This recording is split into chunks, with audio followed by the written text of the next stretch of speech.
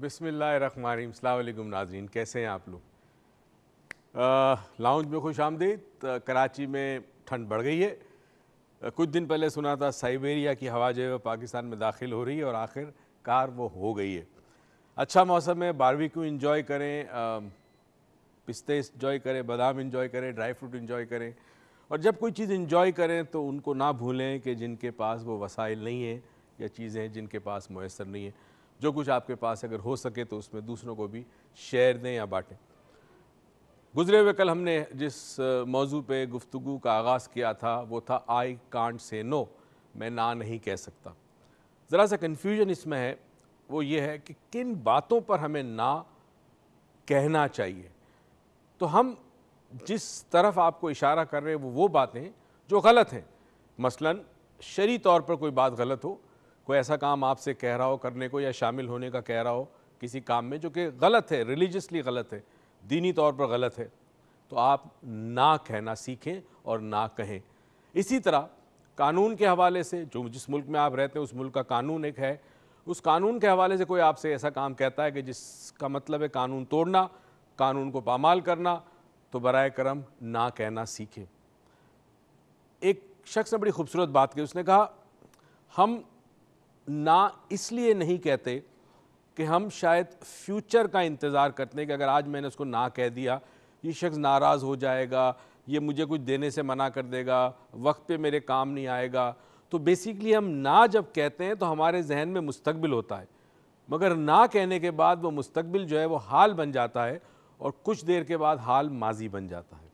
बताने का मतलब ये है कि अगर आप ना वक्त पर नहीं कहेंगे उन बातों की जो कि गलत है, जो कि नहीं करनी चाहिए, तो इवेंचुअली नुकसान आपका होता है लॉन्ग रन के अंदर। एक छोटी सी कहानी बताते चलूँ, क्योंकि आखिर में आज प्रोग्राम में मैं आपको एक टेक्निक बताऊंगा, तो कहानी अभी बता दूं। चार दोस्त थे, एक जगह रहते थे, उनके पास 1 साल के लगभग राशन था और ज़िंदगी गुजर रही थी अच्छी खासी।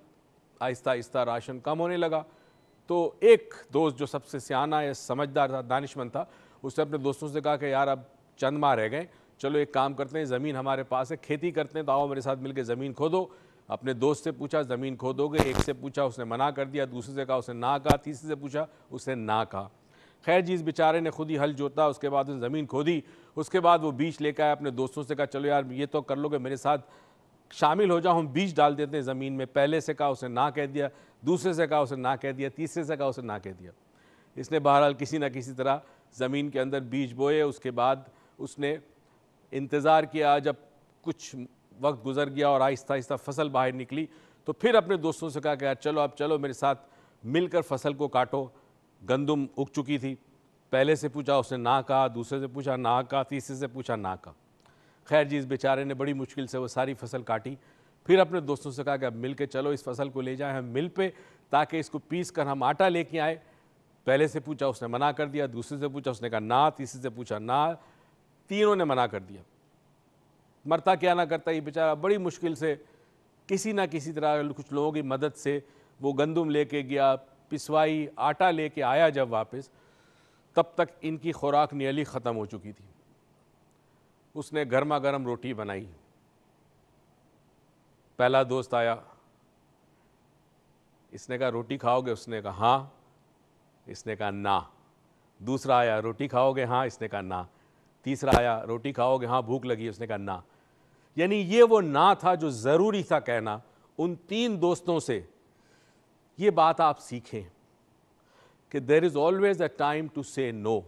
बस ये ख्याल रखें कि आपका नो इस तरह होना चाहिए कि दूसरे शख्स की दिल आज़ारी ना हो। और वो कैसे होगी वो हम आपको आज बताएंगे प्रोग्राम के अंदर।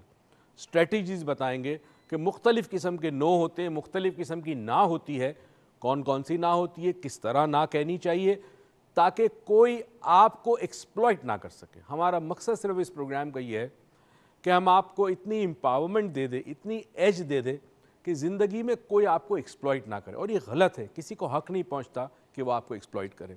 एक ब्रेक पे जाते हैं, ब्रेक से वापस आएंगे, कहीं मत जाइएगा। आगे इस मौजू पे आज बहुत सारी इंटरेस्टिंग गुफ्तगू करेंगे और आपकी कॉल भी हमें मिलनी चाहिए। Will be right.